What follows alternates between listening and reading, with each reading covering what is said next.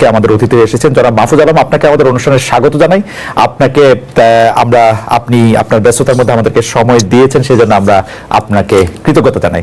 আপনাকে আসলে প্রশ্ন করার আগে আপনাকে আমি বলে রাখি যে আপনাকে নিয়ে কিন্তু অনেক রকম কৌতূহল নিয়ে আসলে অনেক বেশি কৌতূহল থাকা শুরু হয়েছে, আপনি নিশ্চয়ই জানেন। তারপর আপনার জন্য একটু বলছি যে the man in the middle is Mahfouz Abdullah.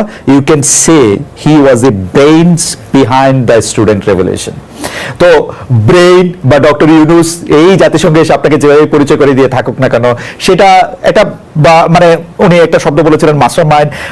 আপনার কাছে কেমন লাগে যে এই যে পুরো ব্যাপারটা ঘটে গেল খুব তাড়াতাড়ি, আপনাকে ধারণা করা হচ্ছে যে ইউ আর দি ব্রেইন বা you are the mastermind, you are the one. Mahfuz Alam হচ্ছেন হিজবুত তাহরির। আপনারা যে কেউ অনলাইনে ভিনা সিকরি বাংলাদেশকে নিয়ে যতবার কথা বলেছে, ভিনা সিকরির আলাপ দেখবেন, তিনি মাহফুজ আলমকে স্পষ্টভাবে হিজবুত তাহরির বলছেন। এবং তিনি শুধু নন, অন্যরা অনেকে বলে। সো ভারত তাকে শত্রু, জামাত শিবির তাকে আবার ভারতের দালাল বানাচ্ছে, ইসলামের একটা অংশ তাকে আবার ইসলামের শত্রু বানাচ্ছে। মানে এক অদ্ভুত সিচুয়েশন তাকে নিয়ে। কেন তিনি এটায় পরিণত হলেন সেখানে মাহফুজ আলম উপদেষ্টা, তারপরে সাম্প্রতিক সময়ে জামায়াত শিবির যা করছে এবং তাকে যেভাবে ট্যাগ করছে, তাকে যেভাবে আক্রমণ করছে, তাতে আমার মনে হয় যে মন্দিরের ঘন্টার কথা বলে না, যেই যায় সেই বাজিয়ে দেয়। মাহফুজ আলমের ক্ষেত্রে আসলে ঘটনা তাই হচ্ছে বলে মনে হয়। কেন বলছি, আমরা খেয়াল করব এই সরকার যখন ক্ষমতায় আসে তখন থেকে ভারত একজন মানুষকে খুব সিরিয়াসলি টার্গেট করেছে, সেটা মাহফুজ আলম। এখন পর্যন্ত মাহফুজ আলমকে নিয়ে আমি দুবার সম্ভবত বা তিনবার কথা বলেছি, দুবার সরাসরি, আরেকবার ডক্টর ইউনুস তাকে যখন ব্রেইন বিহাইন্ড দ্য মুভমেন্ট বলেছেন তখনও। আমি পছন্দ করি তার কিছু আচরণ, তার কিছু বক্তব্য। যেমন ধরুন, তিনি উপদেষ্টা হওয়ার আগে বা প্রথম তো প্রধান উপদেষ্টার বিশেষ উপদেষ্টা বা কিছু একটা হয়েছিলেন, তারপর এখানে তথ্যতে গেলেন। উপদেষ্টা হওয়ার আগে তিনি জুলাই গণপরিষদে একটা বক্তৃতা করেছিলেন, ওই বক্তৃতাটা যে কেউ দেখতে পারেন। তিনি নিজেকে কার্যত মাস্টার মাইন্ড আসলে দাবি করেছিলেন, এটা তিনিই করেছিলেন। এটা অত্যন্ত বোকামিপূর্ণ, অত্যন্ত বালখিল্যপূর্ণ দাবি ছিল বলে আমি মনে করি। সেটার বিরুদ্ধে আমি কথা বলেছিলাম এভাবে যে কেন এটা কোনোভাবেই একটা পরিকল্পিত মুভমেন্ট হতে পারে না, আলাদাভাবে ভিডিও করেছিলাম। শুধু তাই না, ফেসবুকে তিনি মাঝে মাঝে স্ট্যাটাস দেন এবং তার কিছু স্ট্যাটাসের সমালোচনা করেও আমি কথা বলেছি। কিন্তু এই সমালোচনাগুলো থাকবে, কিন্তু একটা গুরুত্বপূর্ণ মানুষ তিনি এই মুভমেন্টের, এতে কোনো সন্দেহ নেই। অনেক গুরুত্বপূর্ণ মানুষদের একজন তিনি, মাস্টার মাইন্ড বলে আমরা সহজে যেভাবে বলি, কেউই নন, আসলে কেউ নন। যে কারোর সাথে আমি এটা নিয়ে ওপেন ডিবেট করতে প্রস্তুত আছি। যাই হোক, সেদিকে যাচ্ছি না। কিন্তু এখন যখন তিনি এই সংকটে পড়েছেন, মাহফুজ আলমের প্রতি আমাদের দৃষ্টিভঙ্গি কি হবে? উনি সংকটে কেন পড়লেন? ওনার সংকটের কারণ হচ্ছে তিনি প্রথম একটা ফেসবুক স্ট্যাটাস দিয়েছিলেন, সেটা একটা অংশ আমি একটু পড়ি। তিনি বলছেন এভাবে,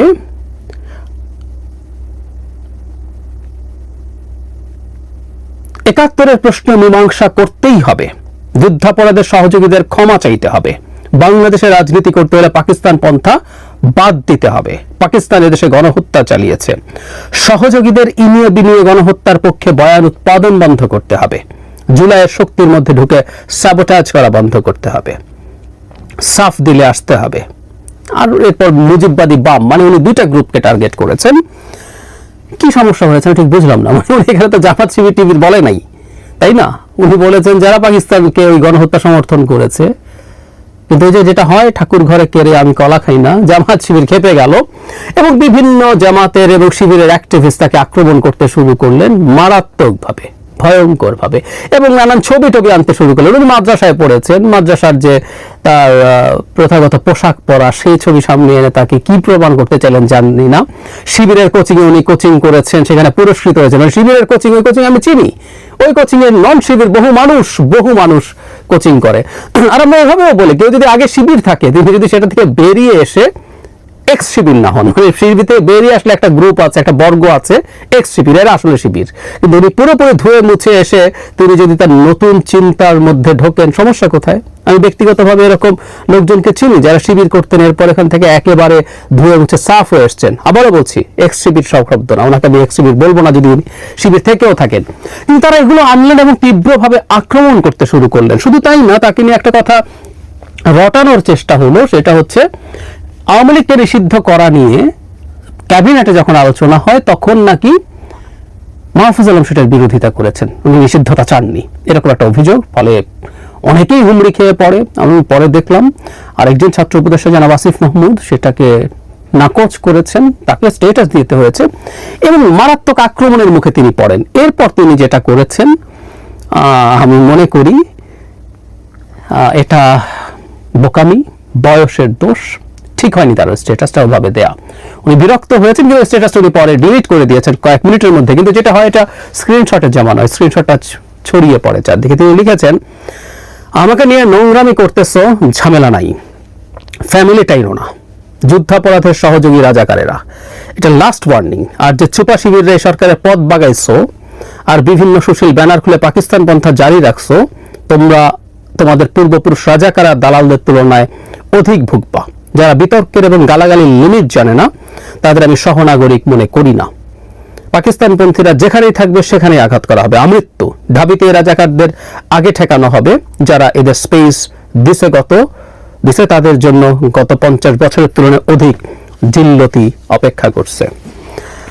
একজন উপদেষ্টা, তিনি রাষ্ট্রের দায়িত্বে আছেন, তিনি তার ব্যক্তিগত ক্ষোভ যেভাবে উগরে দিয়েছেন অত্যন্ত অ্যাগ্রেসিভ ভাষায়, এটা খুবই অসৌজন্যমূলক হয়েছে আমি মনে করি। তারা রাজনীতিতে আছেন, সরকারে থাকা মানে রাজনীতিতে থাকা, এবং সমস্ত রাজনীতি করবেনও অ্যাক্টিভলি। এরপর গায়ের চামড়া মোটা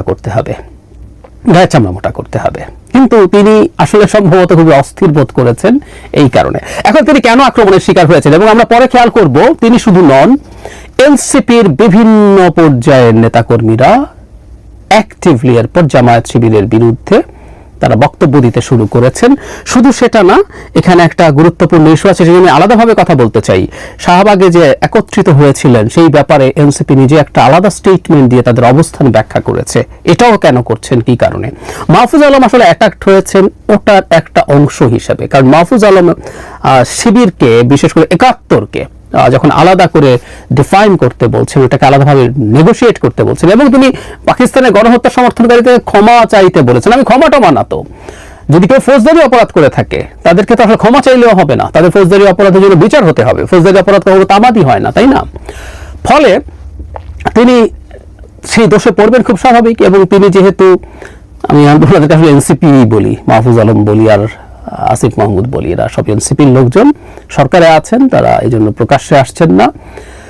তারা যখন জামায়াতকে 71 প্রশ্ন করা শুরু করেছে, জামায়াত মনে করেছিল যে তারা খুবই সুবিধাজনক একটা অবস্থায় এসছে, তারা এনসিপিকে সামনে রেখে মাঠে নেমে যাবে। সেখানে যখন মাহফুজ আলম এই কাজটা করলেন, তখন খুব প্রথাগতভাবে জামাতের খুব টিপিক্যাল কতগুলো আচরণ আছে। কাউকে যখন পছন্দ হয় না, এই যে এই কার্টুনটা তৈরি করা হয়েছে, লেজে ইন্ডিয়ান ফ্ল্যাগ বেঁধে দিয়ে চাবি দিয়ে তাকে ঘোরানো হয়, যা বলে তা করে।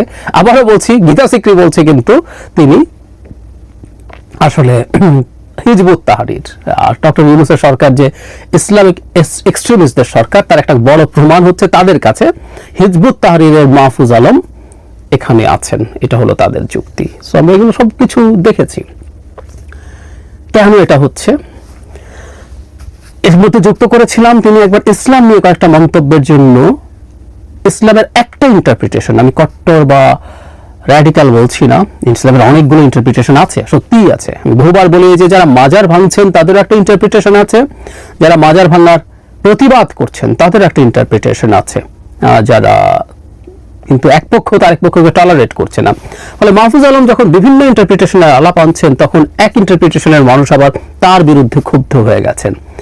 আমি শুরু করেছিলাম যেটা, তিনি মন্দিরের ঘণ্টায় পরিণত কেন হয়েছেন। আমি সোফার যা দেখছি, মাহফুজ আলমের চিন্তা নিয়ে কেউ প্রশ্ন করতে পারেন, চিন্তাকে ভুল বা সঠিক কেউ বলতে পারেন, কিন্তু তিনি একটা নির্দিষ্ট চিন্তার মানুষ এবং তিনি সেটা প্রকাশ করছেন সাহসিকতার সাথে, কখনো কখনো ইম্যাচিওরড ওয়েতে করছেন। তিনি ক্ষমতায় থেকে, দায়িত্বে থেকে, সরকারে থেকে এটা পারেন কিনা এই প্রশ্নগুলো আসতে হবে। কিন্তু তিনি এই যে এনসিপি একটা আলাপ করছিল যে তারা একটা মধ্যপন্থার কথা বলে, আমি ধারণা করি মাহফুজ আলম চেষ্টা করছেন এই মধ্যপন্থাটাকে আপহোল্ড করতে। এই আপহোল্ড করা মধ্যপন্থার সংকটই এটা।